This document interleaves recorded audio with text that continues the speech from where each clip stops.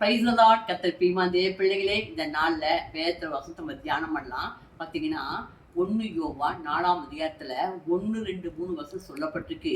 பிரியமானவர்களே, உலகத்தில் அநேக கள்ள தீர்க்கதரிசிகள் உண்டு. எல்லா ஆவியும் என்ன பண்ணக்கூடாதான், நம்பாதீங்கள்.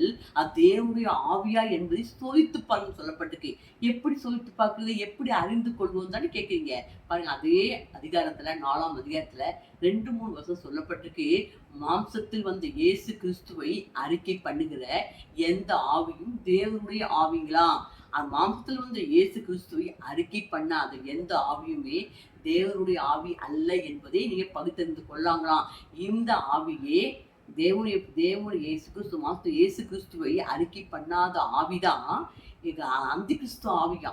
இந்த ஆவி உலகத்துல வந்திருக்குங்களாம், வந்துருச்சு, உலகத்துல இருக்குன்னு சொல்லப்பட்டிருக்கு. நீ வரப்போறது இல்ல, அதுவே அந்தி கிறிஸ்து ஆவியா. எது அந்தி கிறிஸ்து ஆவி தெரிஞ்சுக்கங்க. மாம்சத்தில் வந்து இயேசு கிறிஸ்துவை அறிக்கை பண்ணாத எந்த ஆவியுமே அந்தி கிறிஸ்து ஆவி, அது உலகத்துக்கு வந்திருக்கு. இந்த ஆவிக்கு எச்சரிக்கையா என்ன சொல்லப்பட்டிருக்கு. நீங்க ஒரு டவுட்டா இருந்தா, உங்களுக்கு நல்லா கிளியரா புரியணும்னா யோவான் 1 யோவான் 4 1, 2, 3 படிங்க, தெரிந்து கொள்ளுங்க. Praise the Lord.